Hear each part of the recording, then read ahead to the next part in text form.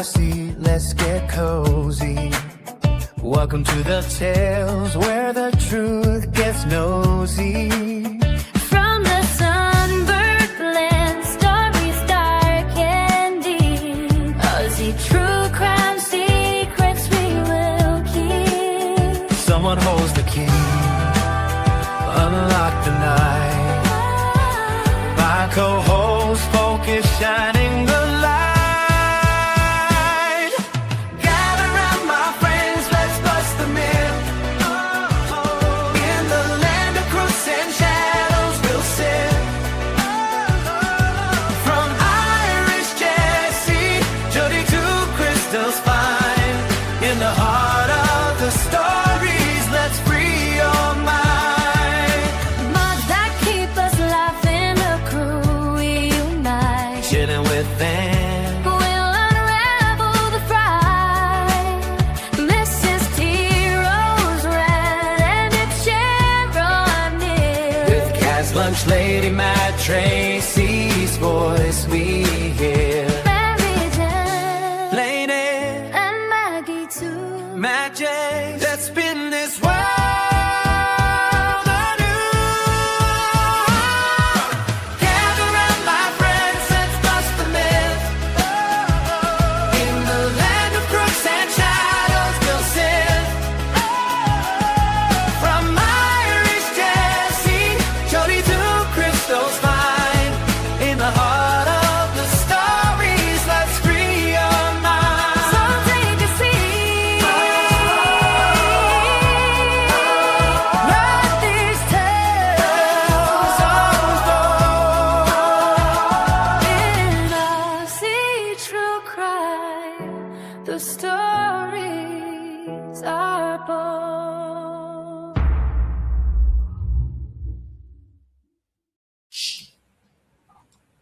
Hey, beautiful people. Welcome in. Oh my God. Thank you so much, my darling. What the frick? And little Miss Sharon as well. Thank you so much for your support. I do have to apologize for not coming on last night. After researching this like I have been and hearing the news that we found her, I wanted to give the family just 24 hours first to have some peace. But not that that happened. We all know what happened overnight, and that definitely wasn't peace. I have got the timeline we're going to go through. And yeah, it's just, this is a hard one.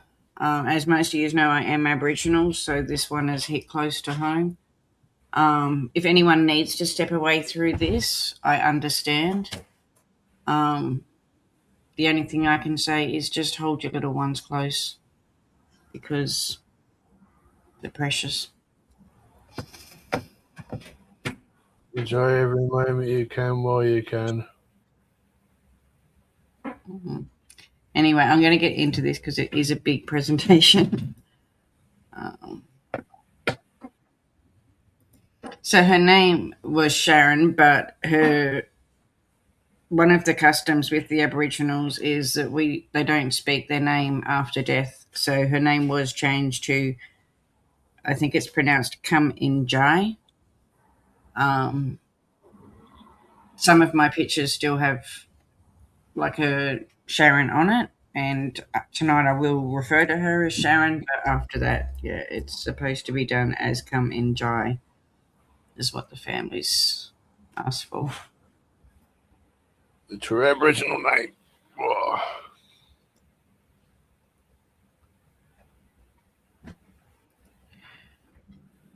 So to start with, we've got to look at where she came from, and Raphael and Jacinta White are her parents.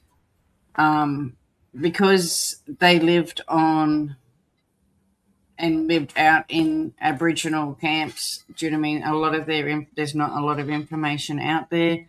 I couldn't get information of when they got together, things like that. But yeah, this is her parents. And I know Dad was incarcerated at the time as well.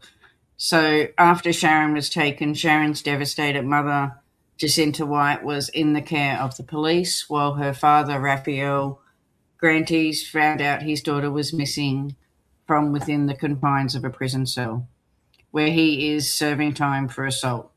The couple knew Jefferson Lewis well due to their ties to the remote outback Palilia communities of Yementum, 300 k's northwest of Alice Springs. And I'm not going to pronounce that one either, but that's another one of the camps. And that's where Lewis is from. So all these, they're all little Aboriginal camps, and like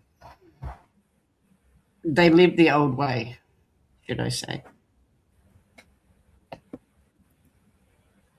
Legend Manual? So this is Jeffrey Lewis. The police actually went out to the property where she was taken from earlier in the day, and this is from the body cam of the shirt that he was wearing. And it plays a part. As you can see, it's a very distinctive shirt.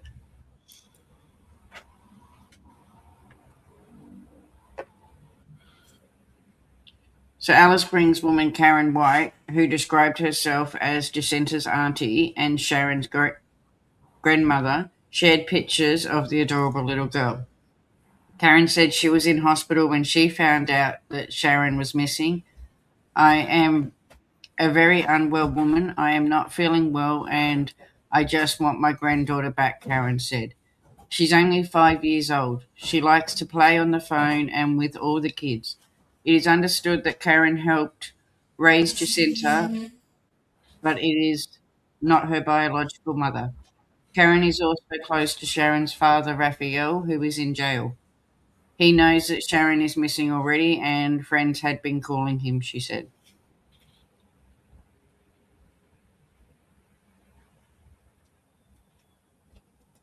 So this is Karen White with little Sharon and some of the pictures she put out.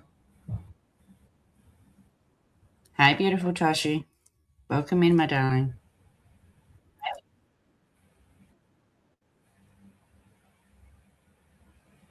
So let's look at the timeline. So days before the disappearance, on Tuesday, the 21st of April, Jefferson Lewis was released from prison after serving 18 months for violent offences. He travels to or is staying at the Old Timers Town Camp in Alice Springs.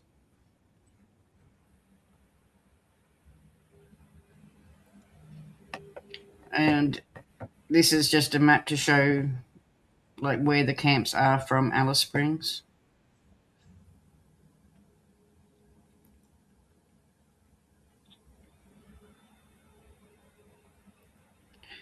Jacinta took Sharon from their home to another within the town camp on Anzac Day, where they did laundry at the same dwelling where Lewis, recently released from prison, was living.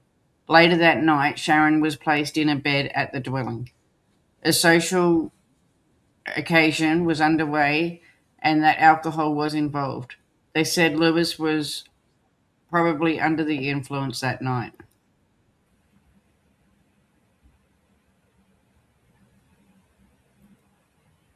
This is the bedroom in the house where Sharon was put to sleep, and I do believe that's the mattress against the wall that she was put to sleep on. The doors were unlocked. The back door was left unlocked. You know, no one locks their stuff up there. No. So Saturday the 25th of April 2026, 6:45 earlier that evening, police attended the camp for an unrelated incident. They encountered and spoke with Jefferson Lewis, and that was the picture that I showed before with him with the yellow shirt on. This one. And that's from the body cam. So at 11 p.m., Sharon is the last confirmed in bed. This becomes the last verified sighting by the family. By 11:30, witnesses later reported seeing Lewis holding hands with a young girl believed to be Sharon. And I do believe they were walking away from the camp. Beautiful little girl. So early hours, Sunday, the 26th of April, shortly after 11:30 to 1:30, Sharon's mother checks on her and discovers that she is missing from the bed.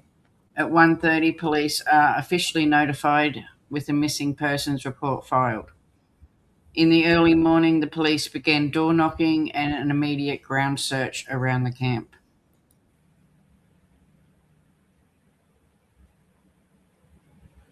This is just another one of the camps that was made, like the police things that was made up. So Sunday and Monday, the search escalated. The search expanded rapidly.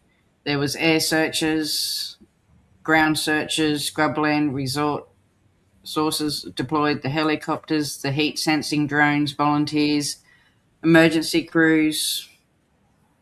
I mean, the key developments was police identifying Jeffrey Lewis as a suspect and beginning a manhunt. But even at this stage, they were still saying that she could have wandered off.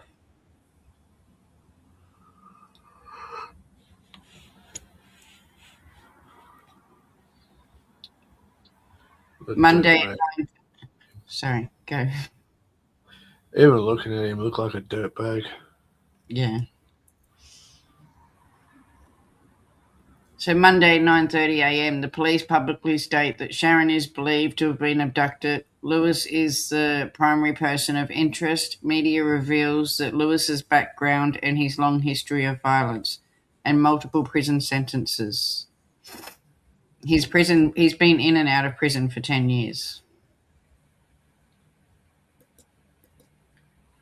Just another one of the search. This one I wanted to put in because it shows just how long the grass is in spots, so you can imagine just how hard it would be for them searching it.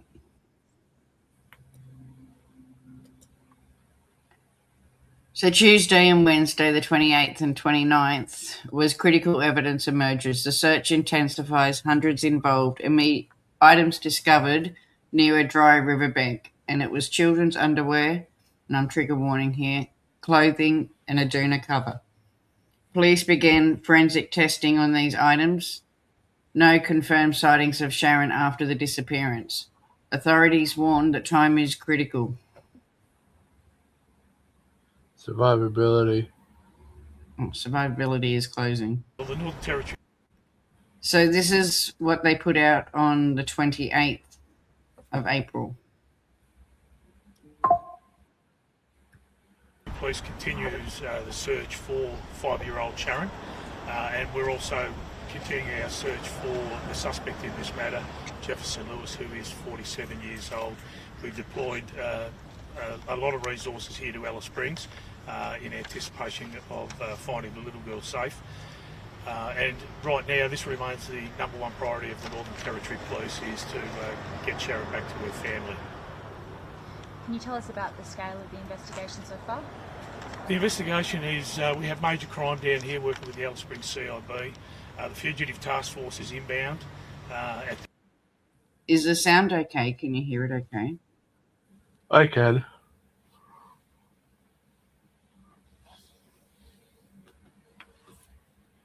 I've just boosted it because this one's really low. Stage, so they'll be here on the ground later on this afternoon. It's like I said, number one priority, and it's the one of the biggest investigations we've had going for a while. Are the police alleging that Jefferson Lewis abducted Sharon? At this stage, that's where we're going with it, yes. Is he known to Sharon or the Granites family? It's a loose connection to the family, and they just happen to be present together at that location on Saturday night. How long was he out of prison for? At that stage, he was out of prison for 6 days. How many detectives are on the case right now? Right now, we have 20 odd, maybe 25, with the Fugitive Task Force coming down this afternoon, which will be up to another dozen. So a lot of boots on the ground in this search, and we've had 70 odd volunteers assist us with the search this morning, so that was fantastic. And yeah, look, like I said, the search continues, but at this stage we haven't found what we're looking for. Have there been any leads or sightings of little Sharon yet? No sightings of Sharon. There's been a couple of, we've had some information where Jefferson might have been sighted, but we're unable to confirm that it was actually him at this stage. There's been no mention of a vehicle. Is there? Do you have any idea of a type of vehicle that he might be? No, we in? don't believe he has access to a vehicle, but that's not to say that somebody's not driving him around. So other people could be assisting him. Could be, yes. Is that being investigated right That's now? part of the investigation, for sure. Are Aboriginal trackers or trackers being used, and if not, why not? Aboriginal trackers are being used, and we've also got the assistance of the volunteers. We've also got the assistance of the land councils, Central Land Council, and the volunteers from that land council are assisting us, but also Tungatjeri Council. We've got the North Force, we've got the ADF, and we've got lots of agencies that are supporting us to look for little Sharon. Why exactly was Jefferson Lewis at that town camp earlier that day? That's where he was allowed to stay there, and so that's why he was there. Sharon and Mum were there for other things, and they've come across each other there, and that's what part of the investigation at this stage. Why was he in that body-worn vision that day? So that was unrelated. It was just fortuitous that we got that photograph of him earlier on in the evening, but it was unrelated, and no offences detected or anything like that in relation to that interaction. So what were police responding to then at that time? I don't have the information in relation to that, sorry. We've heard from sources that he was behaving erratically, that he was being disruptive in the community, in the town camp. Can you confirm or deny that? I can't confirm or deny that, other than to say there were no offences detected, and after police conducted initial inquiries, we left the location. Police believe he has a history of mental health issues? Look, that could be right. Looking at his past criminal history, I can see violence offences, so I couldn't rule that out, but I can't confirm or deny that. I don't have that. Have police been provided any information about Mr. Lewis from the Department of Corrections about his time behind bars? That forms part of the investigation, for sure. Can police elaborate on any of that information that the corrections have provided to police around Mr. Lewis? We're looking at his associations whilst he was in custody, but outside of that, I don't want to go into any specifics. Do you think that the police search could have been triggered earlier? No, I think the team has done everything within its power. It was up and running very, very early, and the resources here as part of the search are really significant. So it is one of the biggest searches being undertaken for a while by the search and rescue team. TRG, motorbikes, horses, helicopters, drones. So it's a significant investigation and search. Just touching on the help NT Police is getting, have police called on any interstate help? Do police believe Jefferson may have crossed state lines? No, we don't believe so. So you believe he's still in Central Australia somewhere? Absolutely. And potentially within that 20-kilometre search radius? We believe so. What efforts are being made beyond Alice Springs in places like Largemanu or other Walpurgis communities in that region to locate him? We've had police in Largemanu last night and Gildamoo last night, and we're pretty happy that he wasn't in either of those locations. And it would have been difficult without a car, I'm guessing? Absolutely, but we acknowledge that he still could have got there, but it wasn't via official transport or a car that he had access to. How is the family feeling? Can you elaborate on the kind of work you've been doing on the family and how they're going right now? So as you can imagine, Mum's pretty distraught. We're looking after Mum and the family and the wider family. This is every parent's worst nightmare, and we've continued to provide that ongoing support to Mum and the wider family. Is there any thought that this is a custody issue or anything like that? No. No. No. And in terms of the scale of the search, can you just kind of elaborate on the search area and some of the issues that you might face searching in that area? I understand there's knee-high grass, things like that.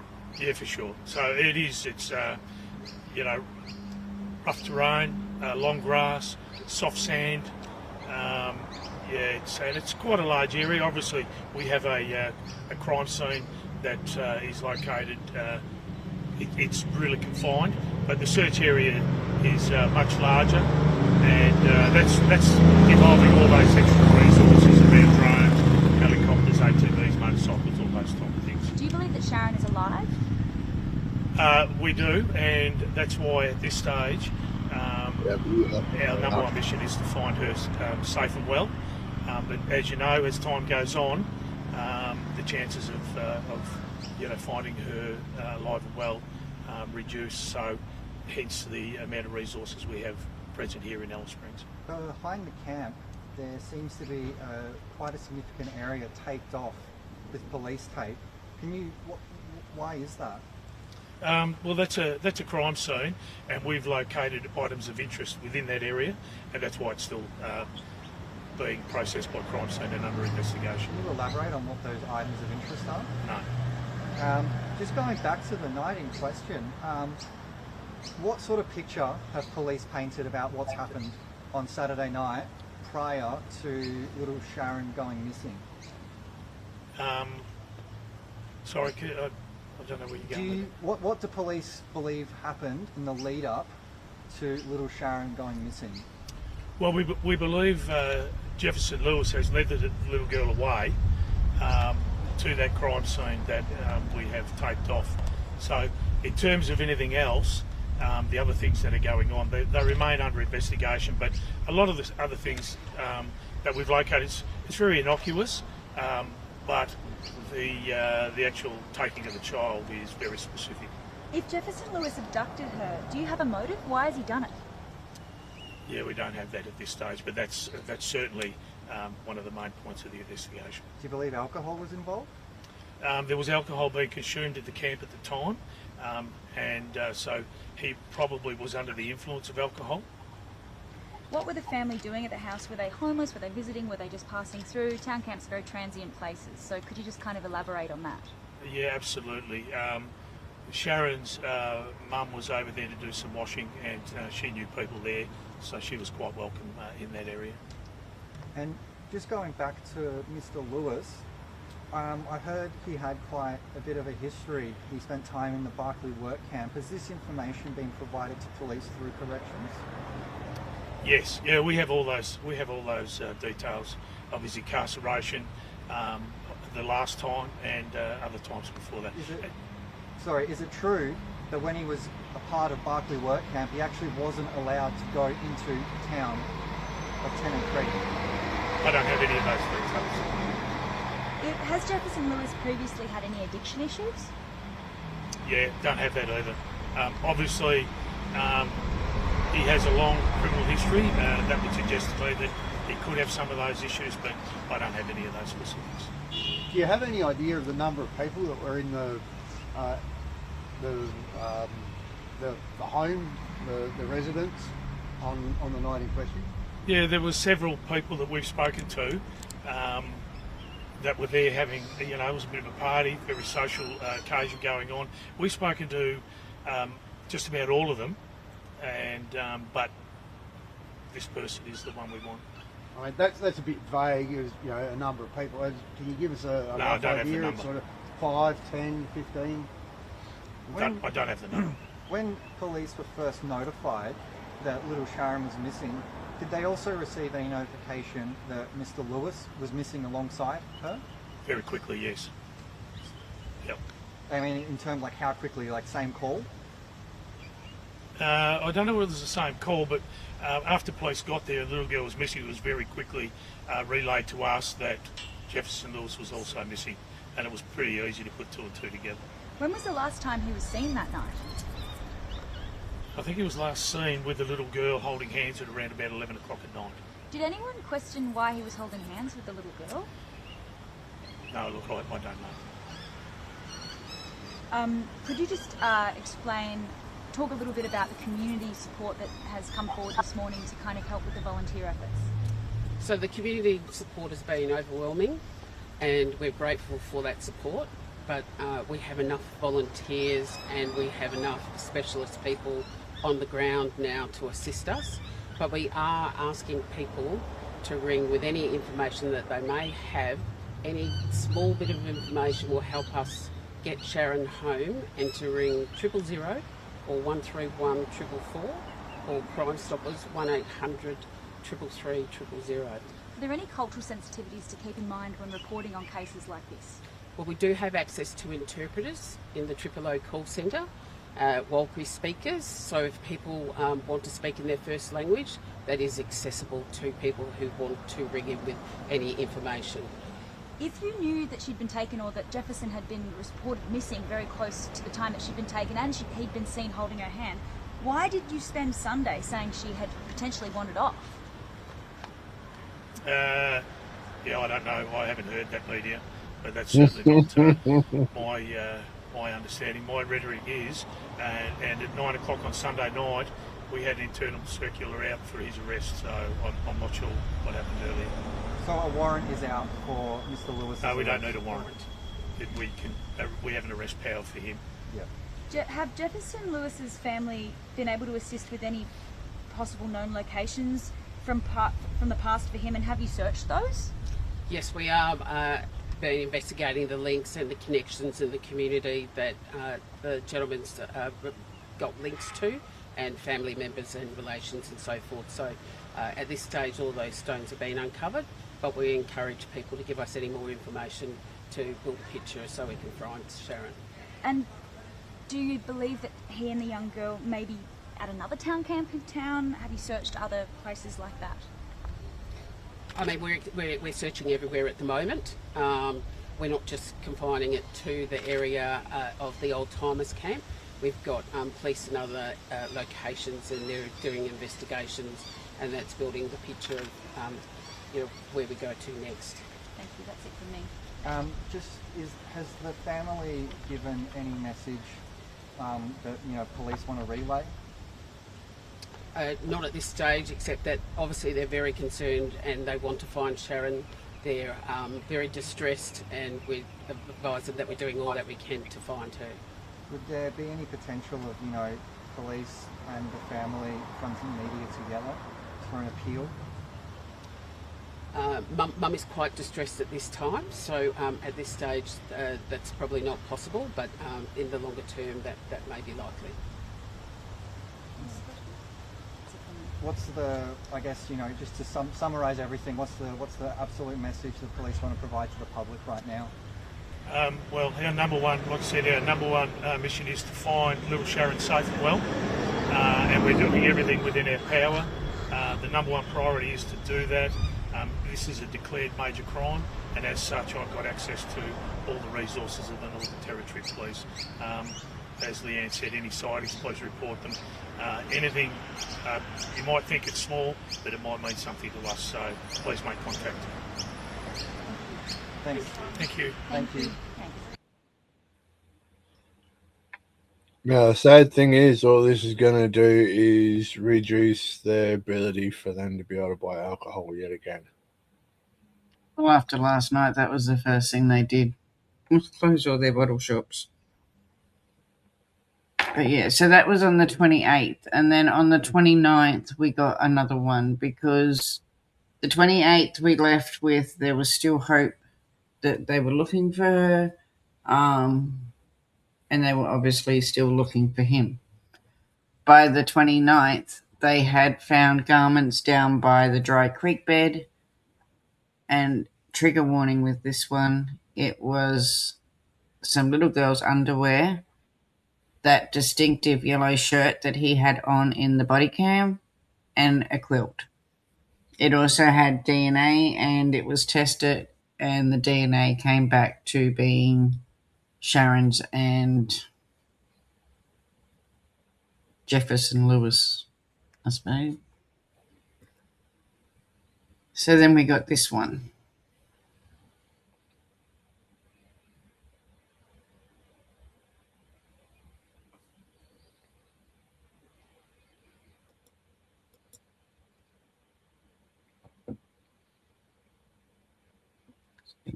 Sharon, I want you to come back. Sorry, this is the Nan when what she put out as well, and then we go into the next one. Grandma, missing you. Hello, family.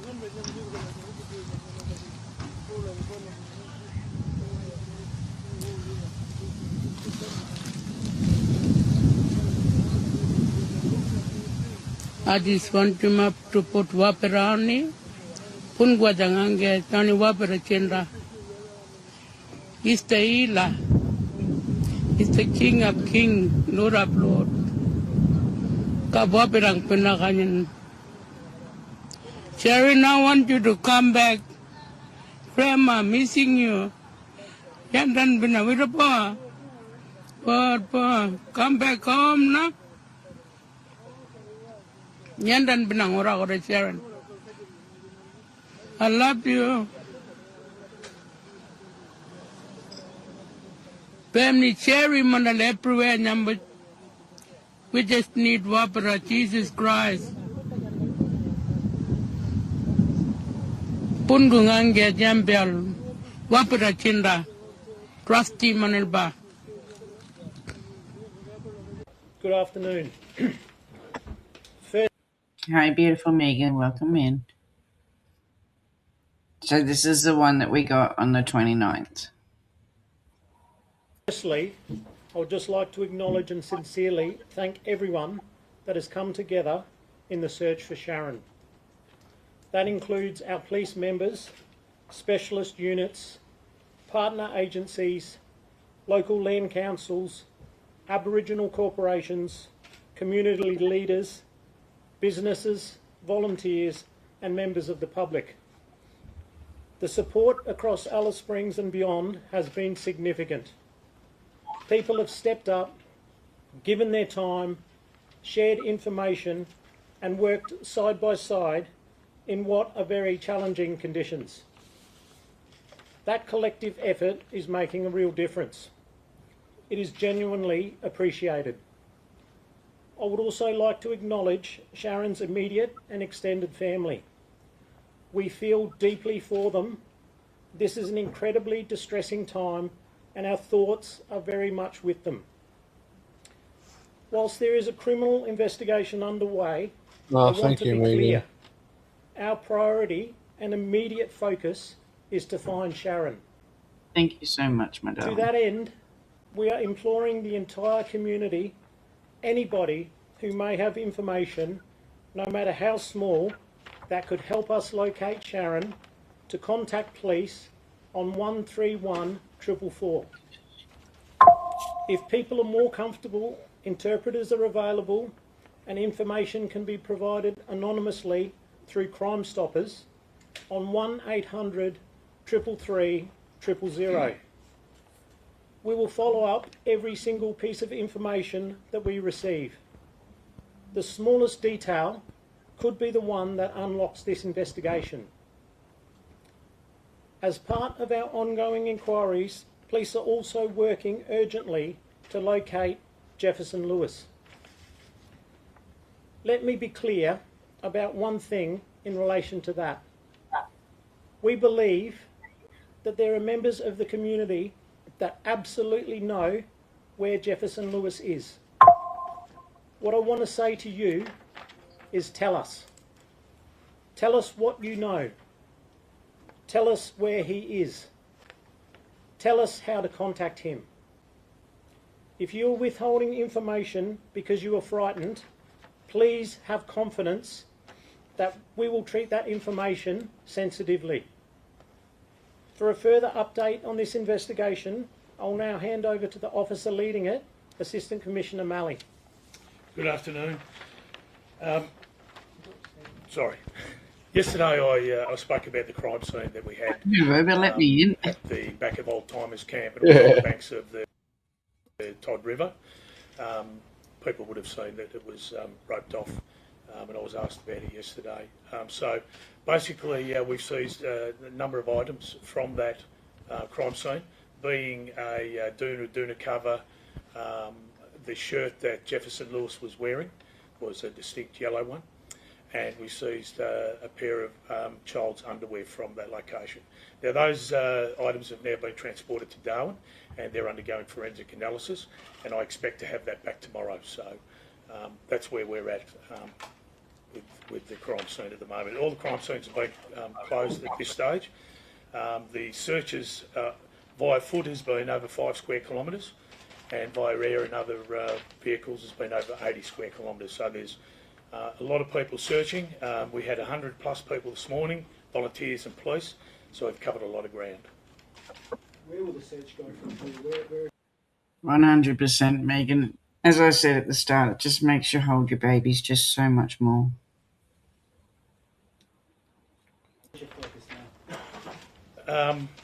It's a good question. We are looking all over the place. We've shared intelligence packages interstate with Western Australia, South Australia and Queensland. Hey, cuz. We still believe that he's local, but you know, everything's on the table. We're considering everything at this stage. Has Jefferson Lewis been cited? Transported him? Is it possible that he... It is possible for sure, and we're thinking and looking at those things as well. As the Commissioner said, somebody could be assisting him to stay away from us, and I would caution anybody assisting him because you could also find yourself being charged with offences. Are you looking specifically in the community of Balgo in Western Australia? Does he have links to that community? He does. He has family there, and we have sought the assistance of the Western Australia Police, and they have attended that community and conducted inquiries for us there.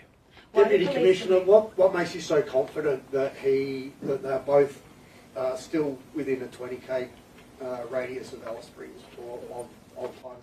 That's just from the investigation we've undertaken from people we've spoken to.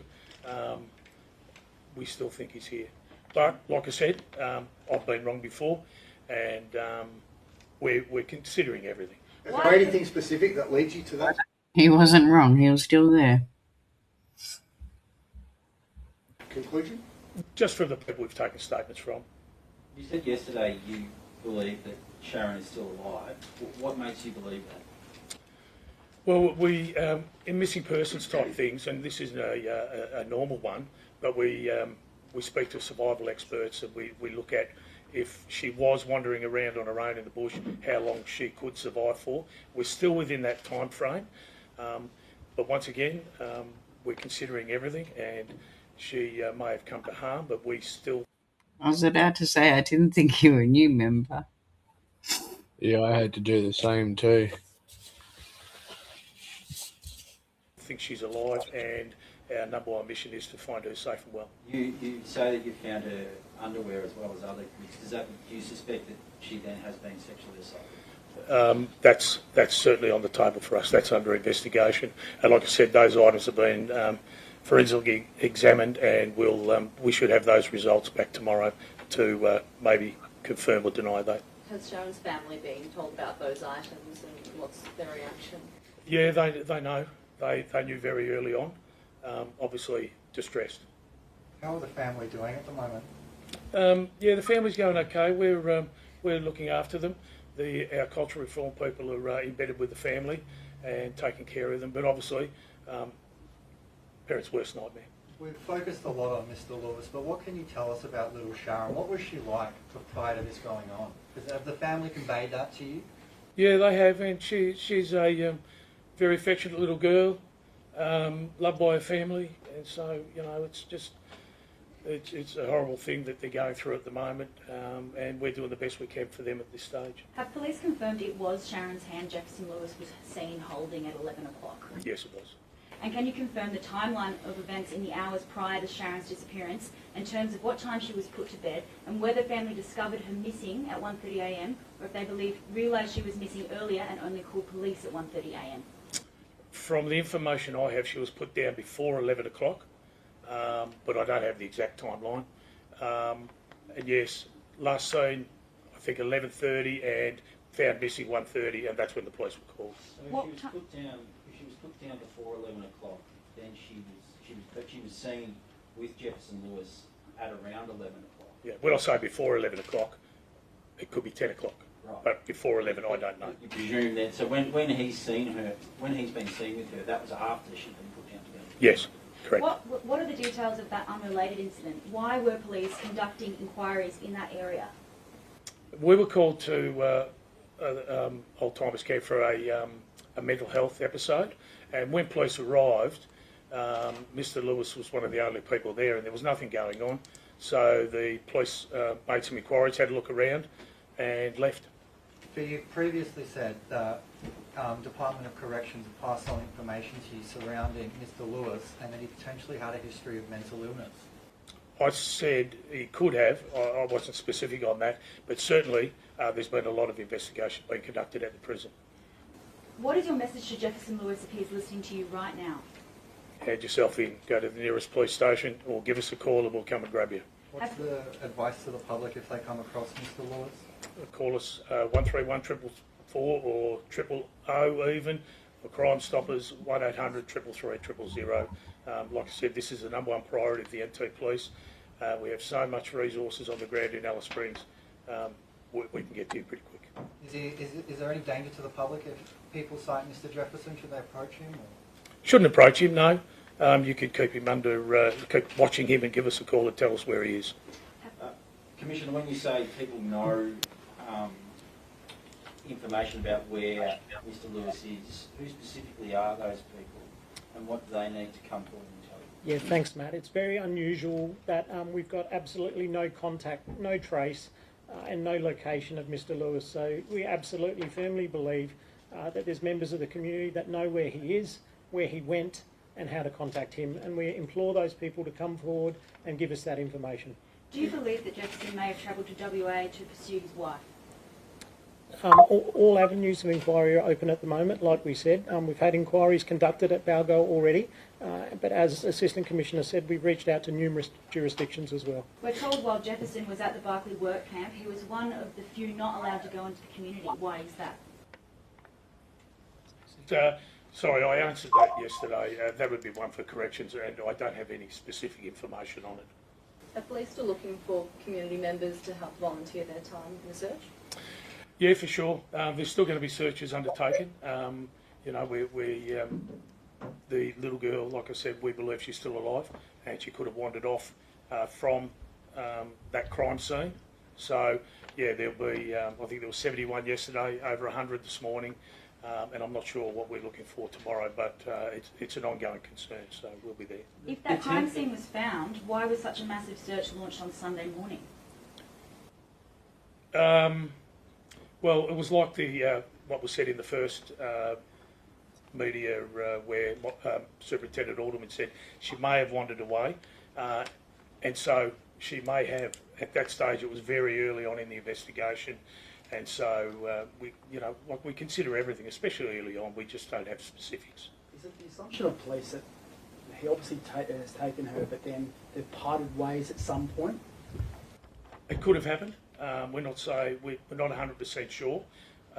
Once again, I know we're a few days in, but really everything's still on the table for that. So, hence the big search, because she could have wandered away into the bush. So that's, like I say, we're just considering everything at this stage. How has not being able to track him digitally by phone and bank hampered the search? Yeah, it's horrible. It's going back to 1930s policing without that digital footprint. This man doesn't have a telephone, he doesn't have a bank account, he doesn't have a car. So some of the usual practices that we do in 2026 aren't applicable. Hence the amount of resources we have on the ground. We're knocking on doors, we go through houses. It's old style policing, and it's a hard slog. Just on that, are there sites of interest that you're interested in, like houses in town that you have been searching? Absolutely. So any place that he had frequented, we've been there. He has in the past had an ankle monitor on, and so that also has been looked at, and that revealed many places of interest. So anywhere he's frequented, we've been, and we'll continue to go until we get him. There's a tent on the side of the Todd River, just behind the Old Timers camp there. Is that part of the crime scene? Is that of any significance? No, it's not. It's the crime scene itself the extended crime scene was really contaminated, so people have been camping there but not related to this. Why did it take until 11 p.m. for an arrest alert, and should you have acted earlier? No, it was actually 9 o'clock on the Sunday night, and that was appropriate. As the investigation evolves, further things are revealed, and we make those critical decisions as to whether or not we believe offences have been committed, and we can then take somebody into custody. It's now day 4 of the search. Have there been any, I guess, strong leads or sightings as to where little Sharon could be? No, there hasn't been, and the same with Jefferson Lewis. We've had unconfirmed sightings, and hence we'll continue to looking for, number one, we want to find little Sharon safe and well, and we need to get hold of Jefferson Lewis. No, you Have don't. police made contact with Jefferson's wife and children, and do they know if they still live in Yuntamoo? Yes, yeah, for sure. We've spoken to them. What did they have to say? Well, look, honestly, I wasn't there, so I couldn't tell you, but they're aware that police are looking for them. Are they cooperating with your investigation? Yeah, no, they're fine. Is there anyone who isn't cooperating other than Jefferson that police would like to hear from? Yeah, there's people in the community that aren't telling us what we need to hear.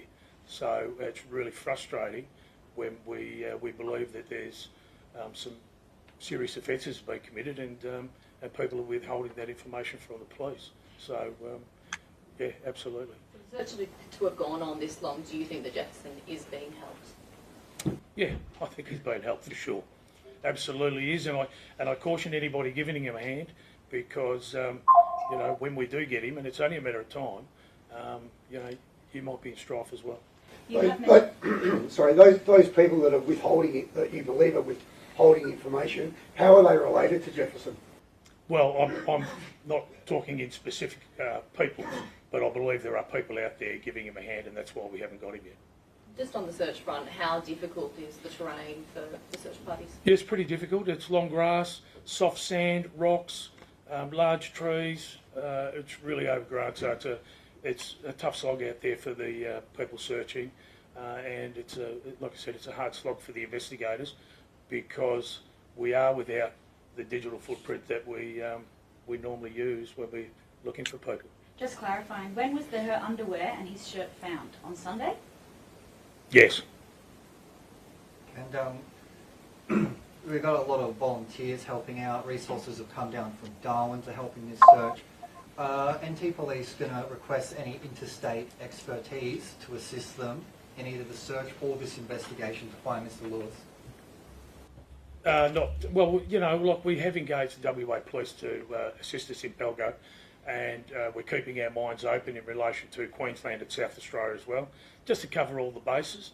But, you know, we do depend on other jurisdictions, but I think as far as some of the things you're talking about, probably not at this stage. Last question. Sorry, you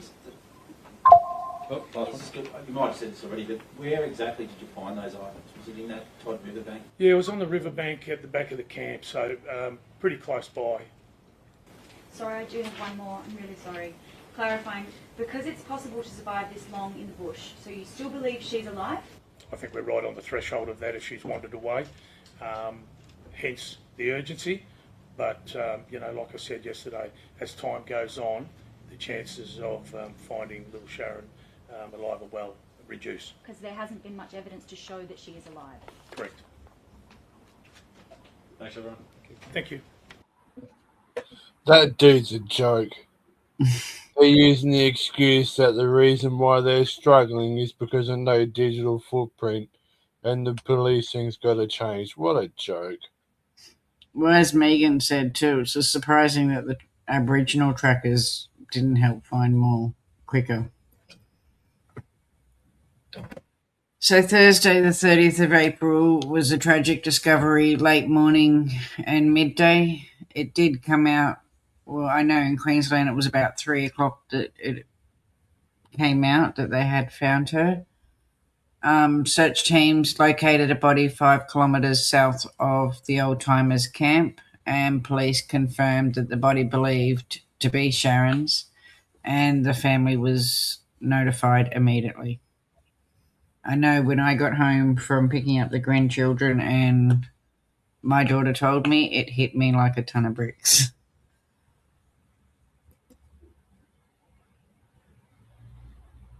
Beautiful, Cassie. Just before me. Yeah. Are you still here with us? So this is what was put out when they put it out. Midday today, police members of the search party located the body of a young Aboriginal girl we believe to be 5-year-old Sharon Granites.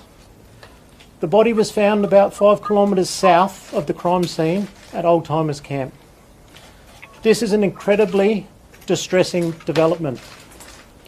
Sharon's family have been formally notified, and our thoughts are firmly with them at this devastating time.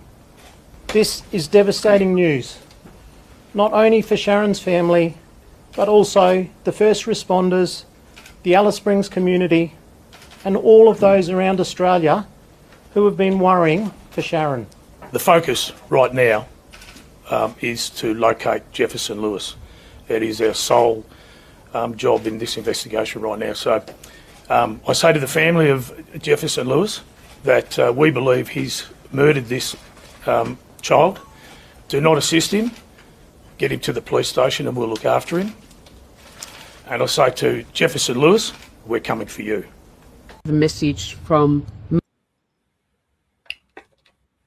And then this was the message that the family put out, or the mum put out. And my heart goes to her so much. Yeah. Mum and the immediate family. To Kumajal, little baby, me and Rams, I miss and love you. I know you are in heaven with the rest of the family, with Jesus and the Father, Son and the Holy Spirit. Me and your brother will meet you one day. We're giving our lives to Jesus. It is going to be so hard to live the rest of our lives without you. Ramziah wants to tell you that when he sees you in heaven, he is going to give you the biggest hug ever. Love from Mum and Ramziah. The family also wanted me to thank all the volunteers who have helped in the search so far.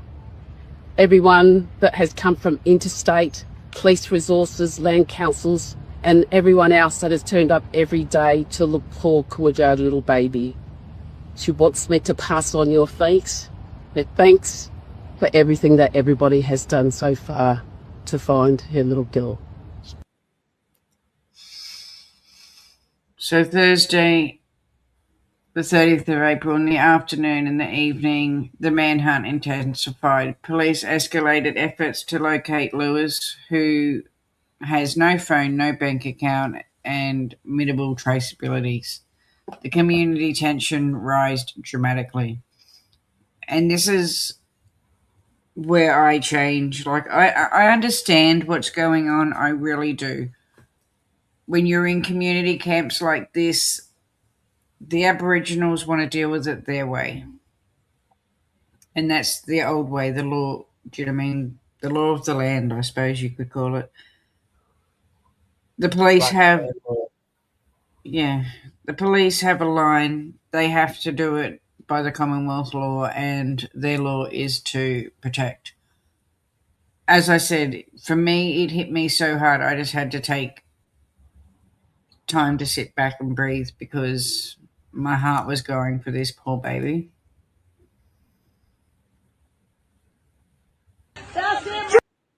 So this one does come with a trigger warning. This is the arrest video from when they got him. I have looked pretty much into it. A lot's not put out there, but there was some vigilantes that were after him, a group of them, and they did find him first, and they gave him some love taps, I'd say. And then the police turned up, and yeah.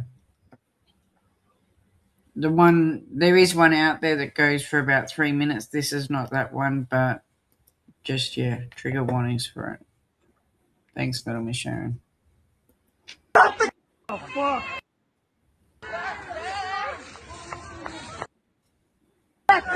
You Silwan unarin ngamuruja lemeran. You stupid.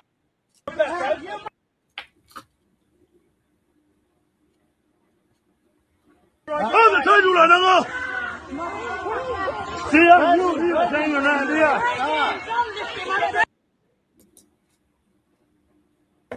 As I said, the longer version is out there, but that's all you really need to see. In the evening, the night arrest, the location was Charles Creek Camp in the residence in Alice Springs. The time they didn't give us, it was just late Thursday night. Police officially confirmed that Lewis is located and arrested at a residence and what happened at that moment of the capture. He was reportedly found by locals first and assaulted before police intervened. Police have taken him into custody and transported him under heavy security. 10 more minutes. That's all they would have needed. Minutes. Yeah, I know. They then had to take him straight to the hospital because of his injuries that he had. He couldn't even stand up. And this is I've got 3 of them, and they're just different videos of what was going on last night. These do come with a trigger warning as well. This is horrible to watch.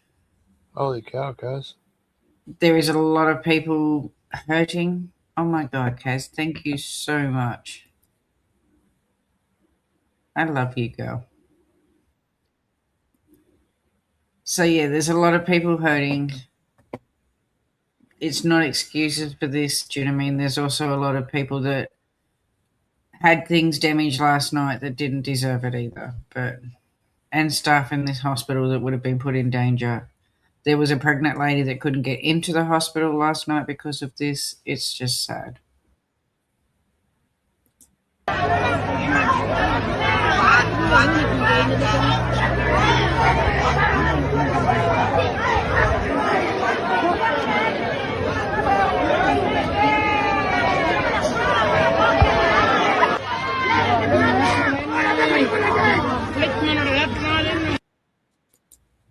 So immediately after the arrest, the same night, he was transferred to hospital. Lewis is taken to the Alice Springs Hospital for safety and treatment after the assault, also to protect him from further community retaliation.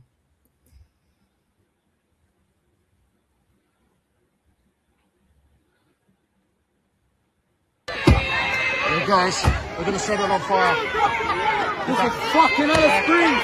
No place for no pedophile here. Honest to fucking God. Holy shit, that's us. That's hitting us. The angry mob is really starting to turn on police now. Things were quite a lot calmer than it is now, but police have had to retreat back and large rocks have been thrown at police cars. Police have moved about 5 meters behind from where they are, and very large rocks are being thrown at police. I have seen about 5 different people reporting this, and you can only imagine how scared they would have been as well out there just trying to record this. Back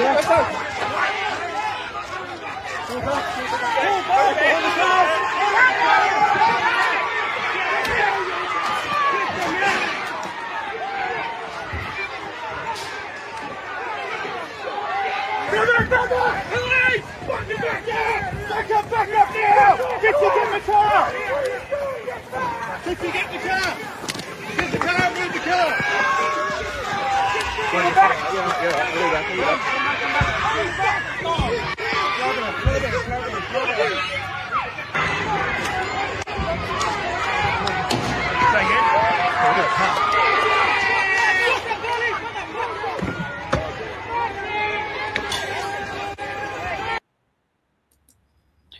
So the public reaction with the riots. Within hours, hundreds gathered outside the hospital. Violent unrest erupts. Fires lit. Objects thrown at police. Buildings and service stations damaged. Police respond with tear gas and riot control measures. Well, let's just make the situation even worse than what it already is.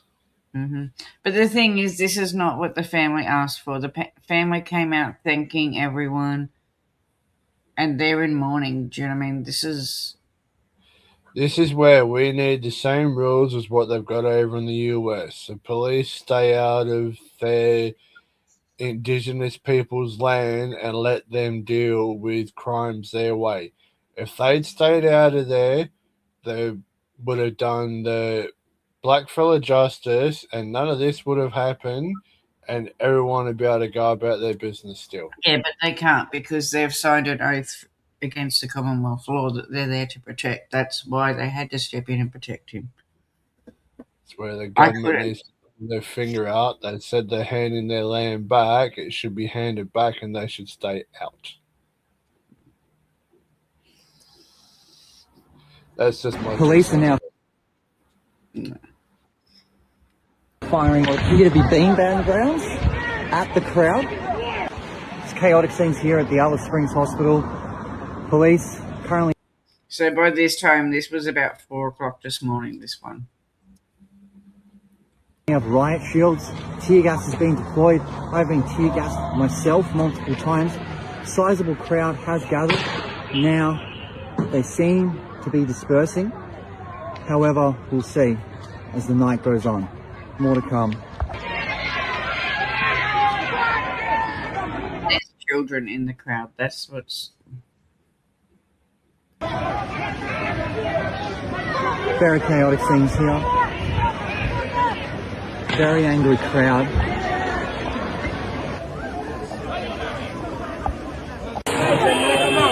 They're smashing the cars up now.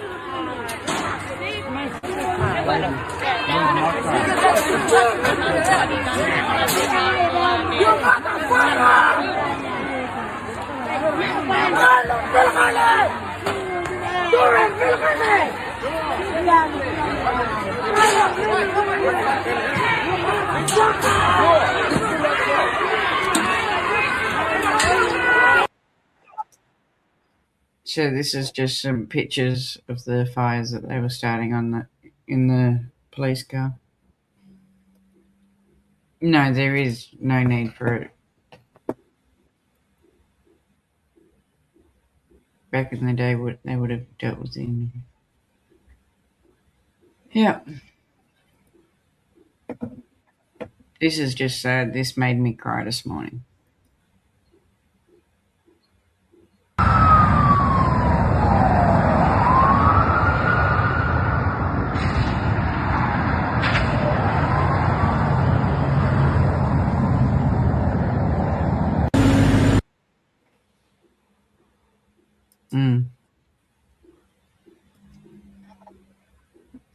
So this is a service station, I think, that got hit.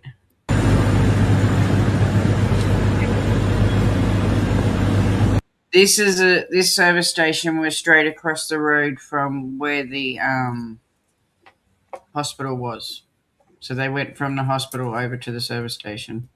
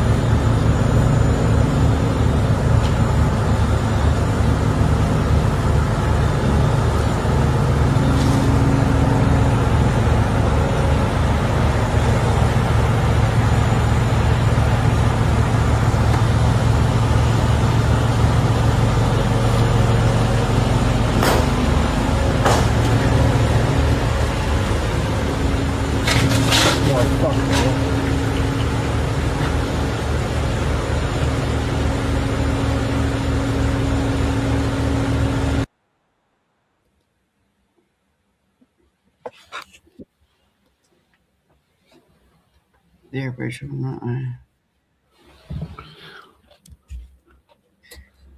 Like, I do. I understand the anger and I understand the grieving, but it's just this is money and jobs and people's work. And do you know what I mean?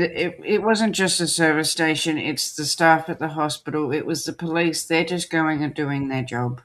And that's what was sad. We were reading today, another one I was reading. I mean, there's heaps of stories coming out of things that was damaged.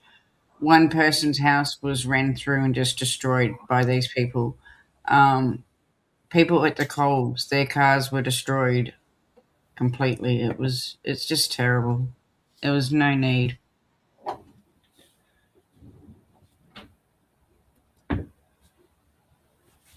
Whether it's right or no, yeah, they're all human. So, an emergency decision due to the extreme safety concerns. Lewis was moved out of Alice Springs and to Darwin under police guard. He was flown straight out. He still isn't safe in Darwin. No, he's not going to be. Exactly. This is not how we want her remembered. It's just sad. So this came out today.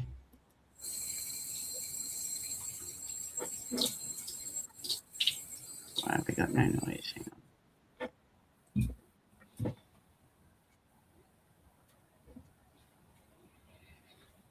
And so we are very hopeful that that was an isolated incident and should not define what has been an incredible community effort this week. We've seen this town come together like never before. Hundreds of people walking shoulder to shoulder through the long buffel grass, through the bush, to make sure we left no stone unturned. And I don't want last night to take away from that extraordinary effort that we have seen. I want to take that opportunity to thank everyone who was involved, thank everyone. Yeah, there was a lady that was giving birth and couldn't get into the hospital because of the riots. That's what I mean. There's just so many sad stories coming out of it. Who has supported the family. Thank all of our police and emergency services for their incredible resolve and dedication and determination to make sure that we found Kumanjai little baby. And now, of course, the very important police work continues and we have to let our police do that work. Moving to today, there will be no takeaway alcohol here in Alice Springs today. I want to thank the leadership from our bottle shops and industry, the hospitality industry, for leading that charge. It's Like that will teach them, take their alcohol. very, very important and will bring important reprieve to the community and our frontline workers. Tomorrow there will be limited takeaway between 11 and 2 p.m. Sunday is already highly restricted and Monday and Tuesday are already grog-free days. I'll now pass on to Commissioner Dole for an additional update. Thank you. Like, where's the counselling? Where's the help for them because they're grieving and the anger? Thank you, Chief. Just before I start, I just want to say my thoughts are with the police officers, the ambulance officers and the fire and rescue officer that was injured last night in the unacceptable behaviour that we saw carried out at the Alice Springs Hospital. So last night, the Northern Territory Police apprehended Jefferson Lewis. During that apprehension, our police were assaulted, ambulance officers were assaulted. We conveyed Mr. Lewis to the Alice Springs Hospital, and shortly after, a large crowd gathered and tried to gain access to that hospital and access to Mr. Lewis. Police responded and we called out all the resources we had available to quell that violent disturbance. And just let me say that the behaviour that we saw last night cannot be explained away, excused or accepted. There is absolutely no excuse for violence against emergency services that are just doing their job. So for those people involved, you will face the law just as Jefferson Lewis is facing the law, and your behaviour will not be accepted by us. I just call for calm across the community today. We've seen incredible support and cohesion across the Alice Springs community in the last 5 days, and people have stood shoulder to shoulder assisting the police in trying to bring a resolution to this matter. And I'd like to think that what we saw last night was an aberration, not a continuation of future behaviours that we're going to see today. And I'd just like to thank the community for the support that we've seen so far and call on strong leadership to quell that behaviour today, and hopefully we won't see any more of it continuing. We're happy to take questions.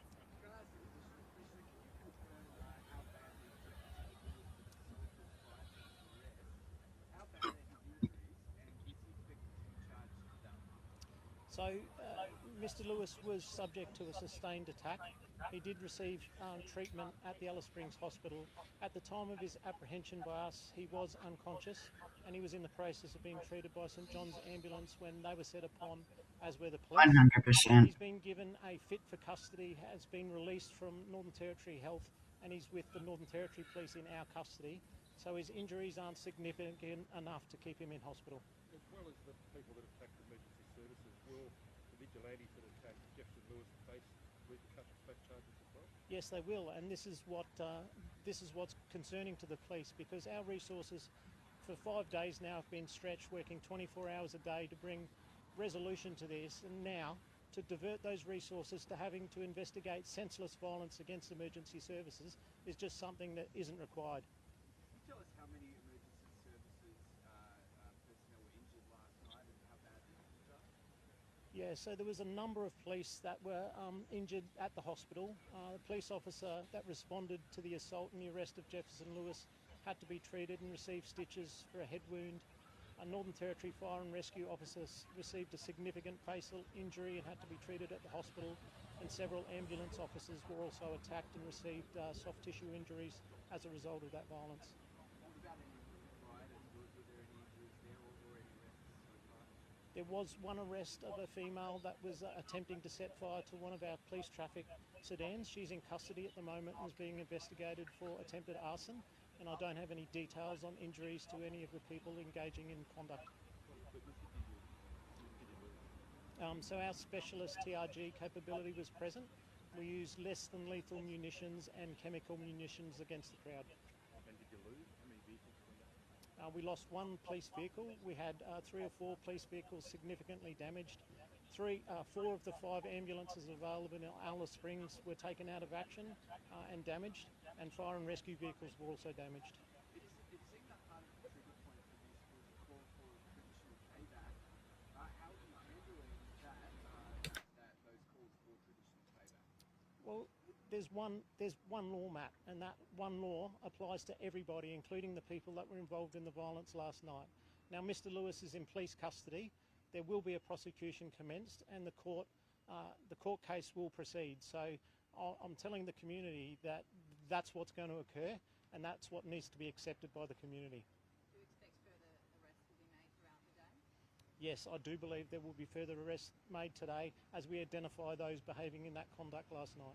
Do you have any idea how Jefferson Lewis was able to be concealed for that period of 4 or 5 days? Look, as we've been clear in the media since Monday, it's quite clear to us that somebody knew where he was or somebody was assisting him. For him to be able to appear in Alice Springs last night just confirms to us that he was getting support from somebody.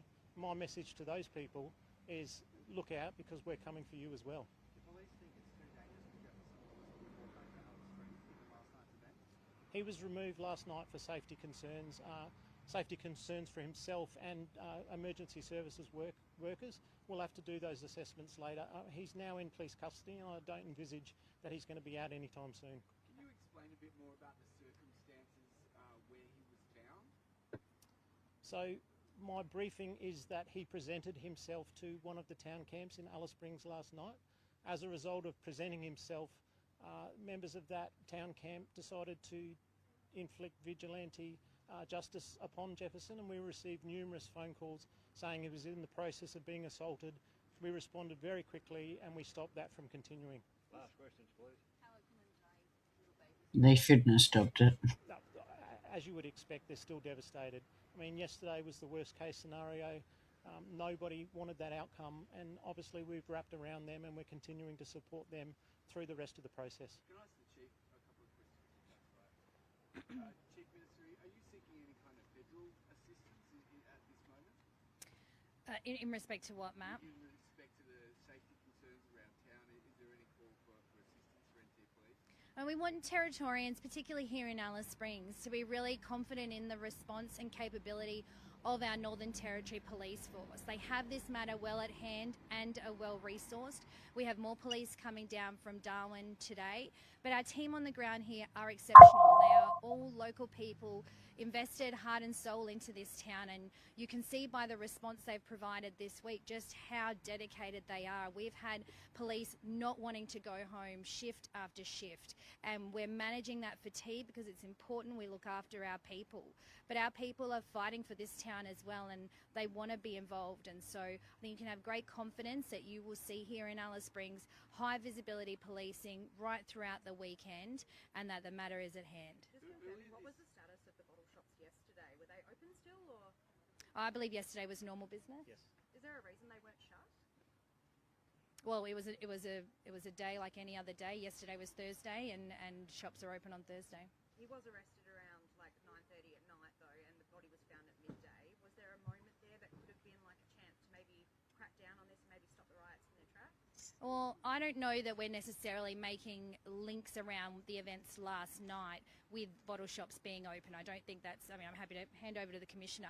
What we're saying today, though, is it's very, very important that things do not escalate and that we have important reprieve here in Alice Springs and in the Northern Territory. For people who are not from the Northern Territory, you might not be aware, but we have police standing on bottle shops as part of our precautionary measures, and so when we have that, it is a resource intensive drain. So today we need boots on the ground where they're needed. We need a community supported, not standing out front of bottle shops.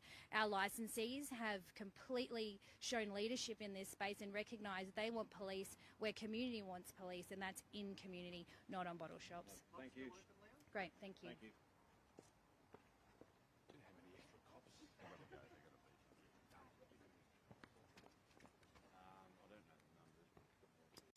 As I said, there should have been counselling for them grieving their hurt. I'm sorry, but last time something serious happened up there, one of the first things the Australian Police Force did was go in and take all their alcohol away from them, which made the situation even worse.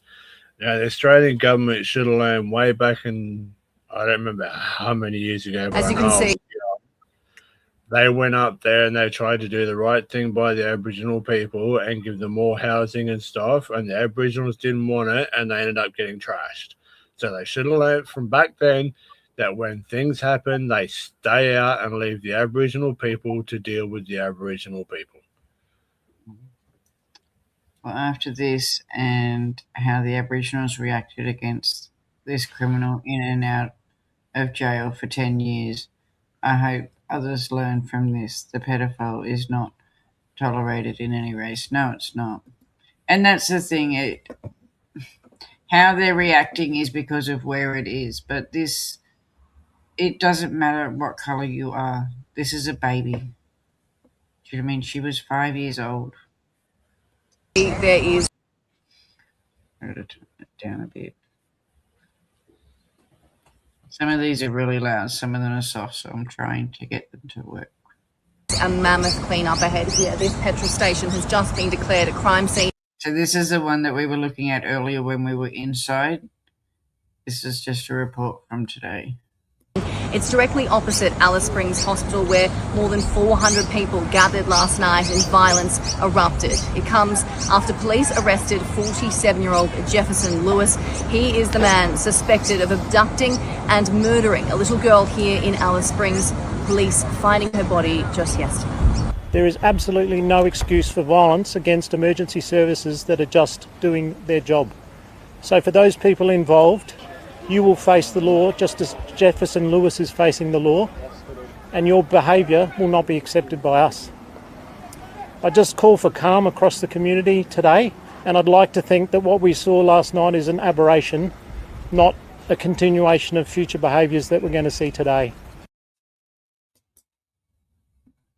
Beautiful little girl. So while all this is going on and all the anger, the elders of her camp did come out.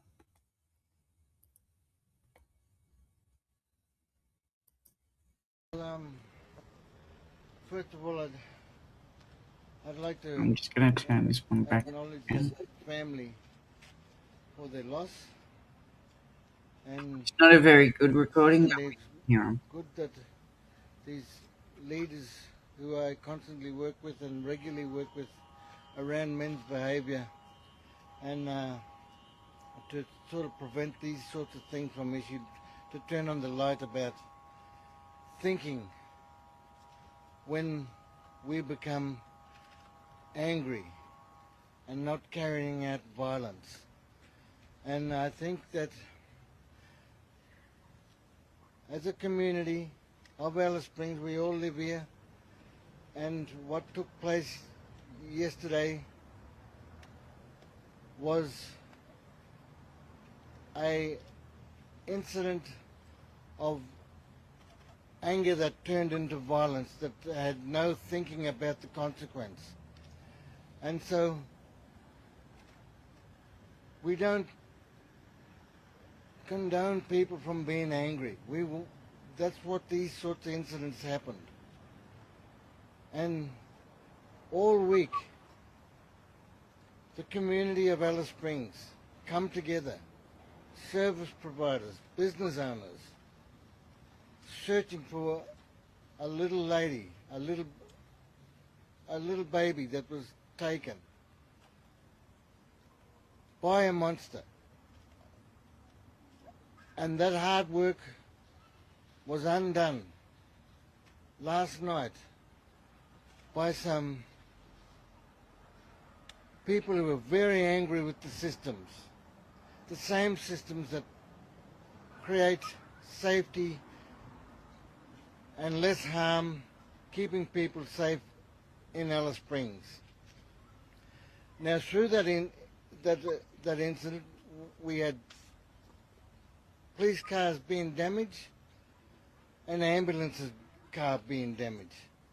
And when you take those services out, well, we got a scenario of no rules, no laws, and then people become hurt. And if they're hurt, who is going to protect them? It ain't the service providers, because they've been maimed, they've been hurt. And I'd just like to say that in regards to the ambulance service, 4 ambulances were taken off the road last night, and they were taken off, and the ambulance workers went on lockdown for 5 hours. So if you had a bleed out or you had a heart attack in that time, you couldn't call the ambulances. Now these are these consequences from the bad choices that were made to go and act out what took place at the hospital yesterday. And the community of Alice Springs dealt with that. When we woke up this morning, it looked like a cyclone had gone through the place. But what it was people's not thinking about consequences from their choices that they made. And somehow we need to let the family mourn, not create more sadness and angst in our minds and our souls. People are trying to get themselves up each morning, continually seeing and meeting people in shopping centres, in hospital clinics, down the street, where we all look sad and deprived of energy because of what's taken toll in Alice Springs over the previous week.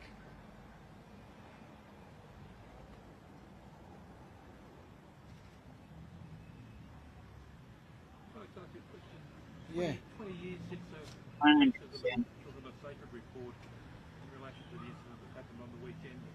Have you seen any improvement since that report came out 20 years ago in the lives of young Aboriginal kids in the group? Look, I'm not going to go into the Little Kids of Sacred Report and that sort of stuff.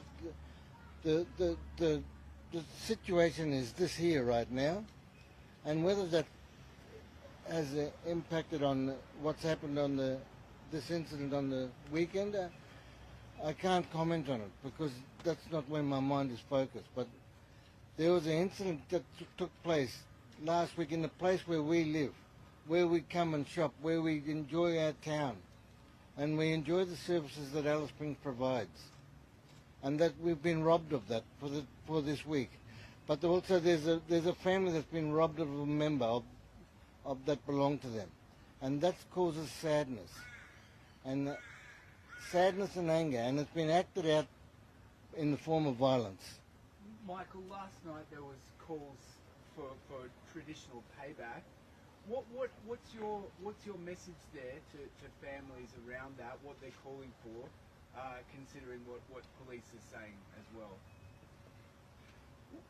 Well, that question of payback is a very complicated consequence, and traditional payback is just that. It's carefully constructed and carried out, and getting them messed up to what's happened here now really distorts the conversation around the incident that's happened.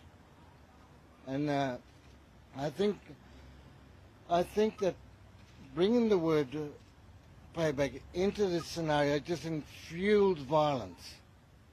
There's a system set up here where there's a person in custody, and the Western rules will deal with that person. So what happened to Jefferson Lewis yesterday, was that payback or was that something different? Well, I'll let the public talk about that, what they think it was. How are you guys doing at the moment? Like, what's your community telling you? Well, you can ask any of these How are you guys going? people who come and stand with Warren, me. do you want to come up to the microphone for a moment? Could you just give us your name and title and tell us a little bit about how you're feeling at the moment? My name's Warren Bonbajar Williams, Chabalanga, from the Unibu community, and at the moment I feel devastated by what happened all this week, and losing our grandchild was even it's enormous event that really caused havoc among us. What's it been like seeing the flowers that have been left everywhere and everyone coming to community to pay their respects? I actually think the whole town had come out yesterday, and the family were very, emotioned by what happened there. So it's something that we've never seen before, even with the minister today. So people have turned out and drawn to come visit the families. How hard is this situation for elders like yourself? What do you now have to do to try and keep your communities calm? It's going to be very hard because what escalates here would probably bring something out to the community. So we're well aware of what's in front of us, and we're trying to make ways for how it's going to pan out. What's your message around what happened last night with the emergency services being targeted? My message is that, people should be aware that things like this, which happened at the hospital last night, is not tolerated.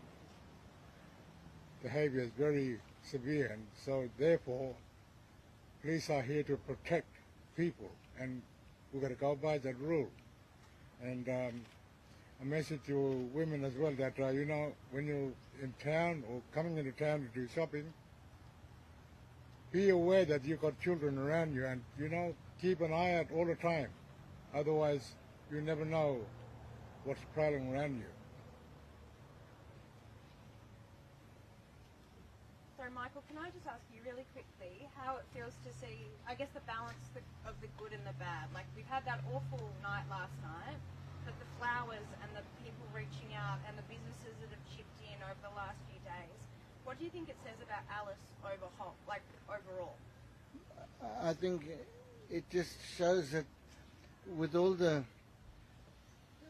sadness that Alice Springs community is enduring over the last few years, and especially from the week, just over the last week, it just really shows the coming of people and the strength in the community, and support, and all those service providers that provided bread, provided food, provided transport to and from.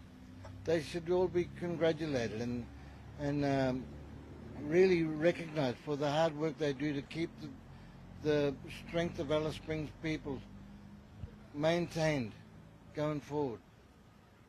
Do you think last night was an aberration, or are you fearing that we could see further unrest? Oh, look, who knows what happens after that, and we can't assume that something's going to happen, but we just got to be ready on the front foot, because anything's possible, you know. But I just hope that people recognise that what took place there is not a reflection of the people that come and live in Alice Springs. And there's a lot of anger there. And it's caused by something else happening around in these people's lives about traumatic experiences. And the ability to be angry, but the ability to act out violence that linked with that anger is something that needs to be addressed at the moment. And it's not being done very well. Do you have any advice, Michael, for anyone who might be struggling with those emotions? Well, we have psychologists all around the town, and Congress is one of those people that provide that service. And I'm sure the NT health system has that in place. But there's not enough people talking to older men and who want to change themselves and think a little bit more straight in going forward and creating a happy environment for when they lay down and go to sleep, you know, protecting their family. And the work that I and these men do, we talk amongst men all the time about protecting our family. And we're trying to improve more men to become better men. Last question, please. Is there any one Commonwealth government measure or territory government measure you'd like to see implemented that would be of benefit to Aboriginal people in Alice Springs? I don't know about we're all living here at the moment, but one thing I do think, because of the situation, that the hospital definitely needs a perimeter around its buildings to prevent things like this happening, prevent the ambulance from getting damaged, prevent police cars from getting damaged. It needs to be able to control inside and out. Thank you. That's the thing. It's a beautiful place, and this is just going to taint it so much. Thanks very much. Thank you. Ah, one more, Cedric Miller. Yeah. My name is Cedric Miller. I work with the men's group, work with domestic violence. And it's been a sad day for families and for all Alice Springs. I have to say, like, for our men who get locked up in jail, first thing when they get released from prison, where do they go? They go back to the society, back to this town.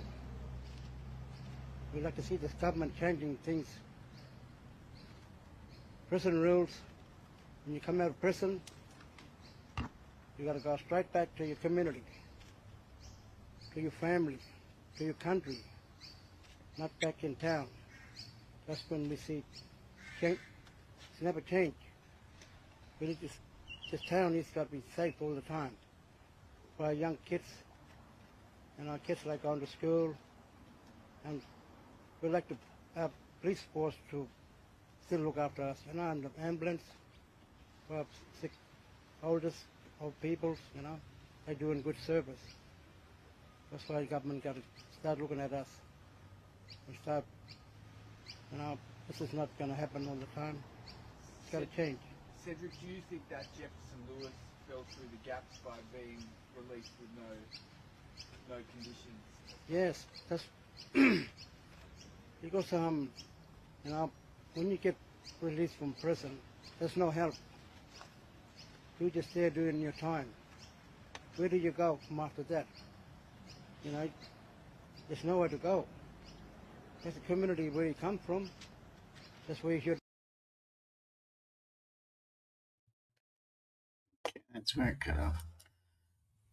So I've only got one more thing. I know I've kept just.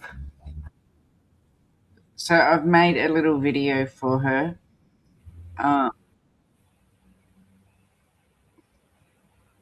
I don't know where this is going to go. We're definitely going to be following it, but I don't think he's going to last very long in prison. I don't think he's going to make it to trial. I don't think he will.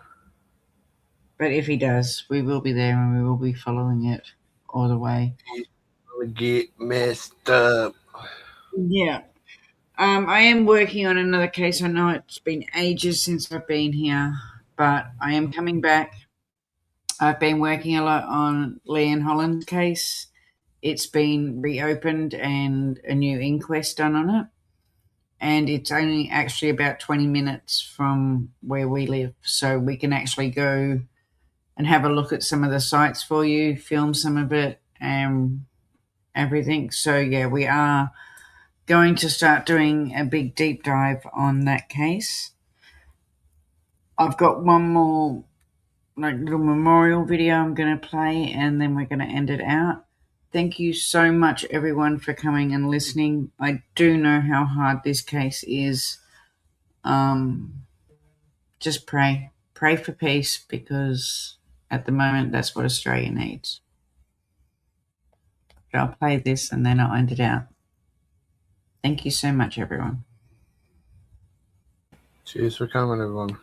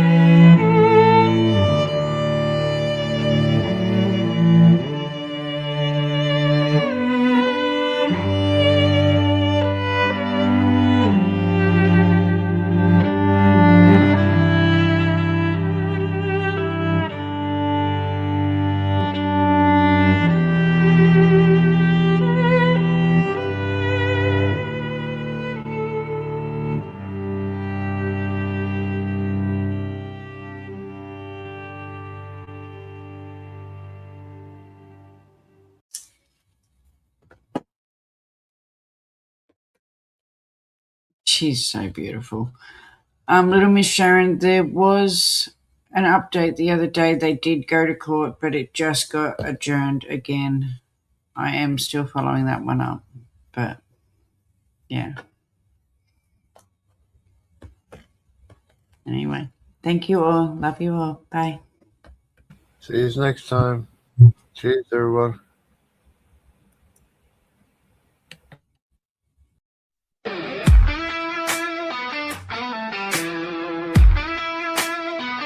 In the dead of night, where shadows creep, true crime stories, secrets we keep. I see streets, chilling with the van, lifting the veil, watch as we scan. According to Lee, it's all in the game. Cash chicks reporting, renowned to her name. So tune in now, it's crime story time. From LFT to JT, writing every line. Irish spirit seeker, revealing the tale. Join the quest in this true crime trail.